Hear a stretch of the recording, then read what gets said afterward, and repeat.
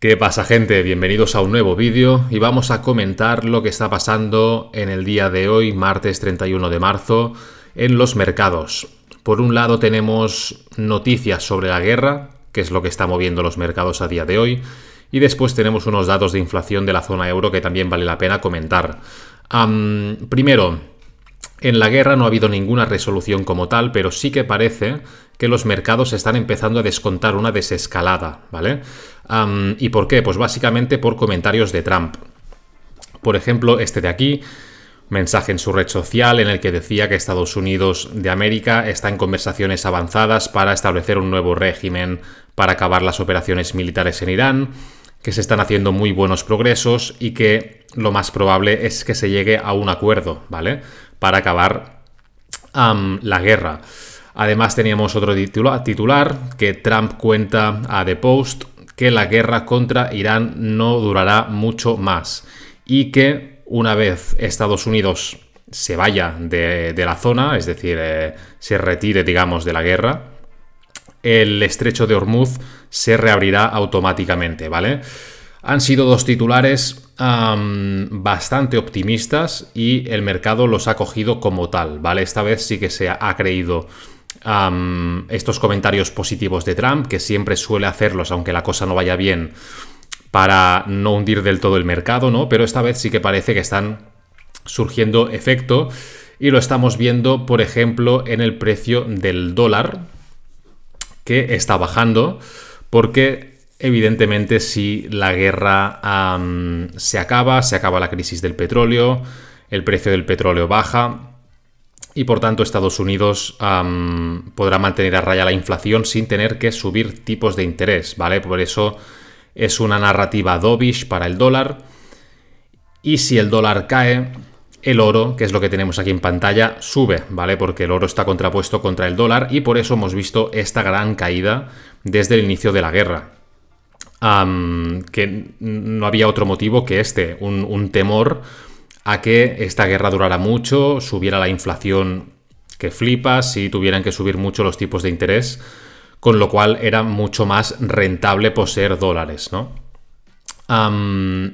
Y quiero reflejarlo en el oro porque puede ser que nos esté ya creando un suelo, ¿vale? Aquí tenemos una formación, parece de doble suelo.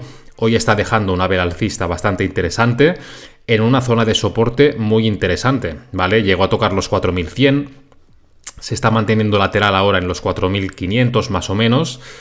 Y ojo, porque si la desescalada va sigue adelante, ¿vale? Si seguimos con estos comentarios, podemos ver un rebote potente del oro, ¿vale? Y también lo estamos viendo en las bolsas. No las enseñaré todas, ¿vale? Pero el SP500, el Nasdaq y las bolsas de Europa, por ejemplo, aquí tenemos el Eurostoxx 50, el Composite de Europa, están subiendo, ¿vale? Por lo tanto, si baja el dólar y suben las bolsas, significa que vuelve un poco el apetito por el riesgo y significa que el mercado ya está empezando a descontar una desescalada que, ojo, podría cambiar en cualquier momento, ¿vale? Pero es lo que está pasando ahora mismo. Y aquí tenéis, como digo, el gráfico del Eurostoxx 50 en gráfico semanal. Aquí no se ve, aquí abajo, espera que muevo la cámara. Si os fijáis, se encuentra en la parte baja de un canal alcista muy, muy claro, ¿vale? ¿Significa eso que hay que comprar a ciegas? No. Pero, hombre, si la desescalada es real, evidentemente estamos en un punto de compra, yo diría, inmejorable, ¿vale?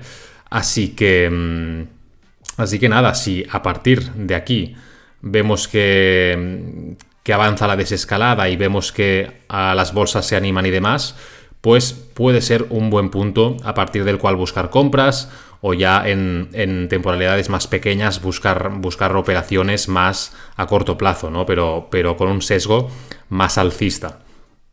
Vale, y después tenemos novedades sobre la inflación en la zona euro, ¿vale? Vuelvo a poner la cámara donde estaba. A ver. Vale, las noticias son estas. La inflación ha subido de un 1,9% a un 2,5%, es decir, un salto fuerte en la inflación de la zona euro en este mes, evidentemente motivado también por el repunte de los precios de la energía, ¿vale? Veis que el mercado esperaba que fuera un 2,6%, ha decepcionado a la baja, ¿vale?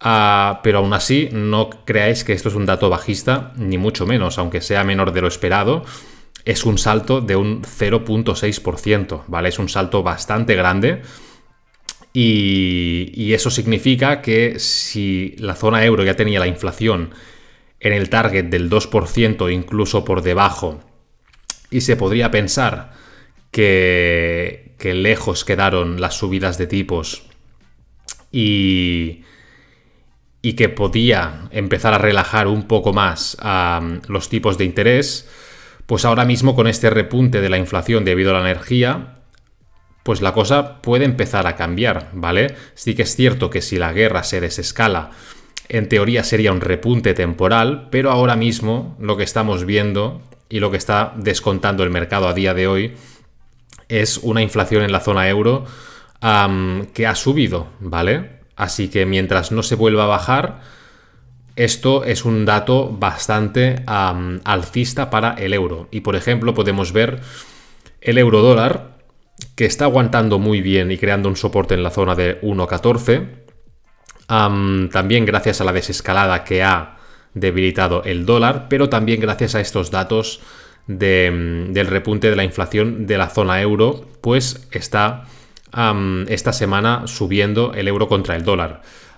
Y también porque el dólar con la guerra, bueno, la zona euro era de las más perjudicadas a nivel de crecimiento, así que si le sumas una inflación que sube, pero que la perspectiva de crecimiento se mantiene más o menos intacta porque la narrativa ahora es que la guerra ya le queda poco, pues eso fortalece mucho al euro y en cambio debilita un poco el dólar y por eso podemos tener un rebote fuerte desde este soporte si la narrativa en los próximos días y semanas sigue por ahí, ¿vale? Así que si esto tuviera continuidad, pues nos iríamos de nuevo a la parte alta del rango, pero eso está por ver porque todavía estamos en un panorama muy incierto. Por ejemplo, también tenemos el euro contra el canadiense, que ya se ha comido toda la bajada desde el inicio de la guerra, ¿vale? Que fue toda esta de aquí. El canadiense se fortaleció mucho porque es un gran exportador de petróleo, el euro se depreció mucho, pero como veis ya ha revertido, ya se ha comido toda esta bajada. Ahora mismo está en una zona de resistencia, pero para mí todavía es pronto para buscar compras porque no se ha resuelto el conflicto todavía, ¿vale? Ahora bien, si el conflicto se resuelve, esto va a volar para arriba.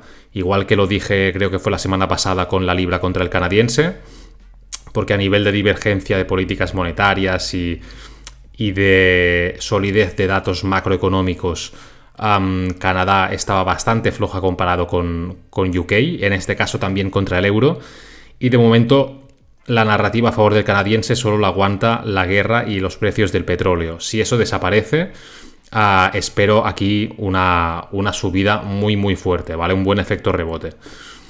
Y después, por último, otro par del euro a comentar también interesante es el euro contra el franco suizo, porque evidentemente si vemos el gráfico está en una zona de resistencia clamorosa, ¿no? Está en una resistencia diagonal, ¿vale?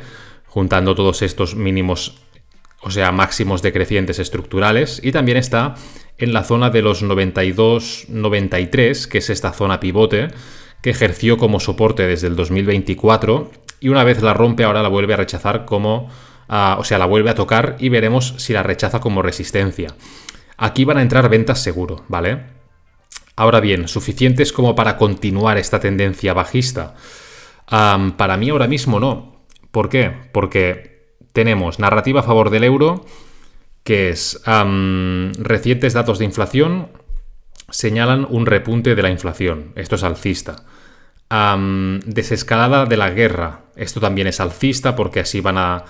O sea, las perspectivas de crecimiento y la dependencia económica y de petróleo que tiene Europa pues se va a desvanecer, ¿no? Entonces, en ese sentido también es bueno para la zona euro.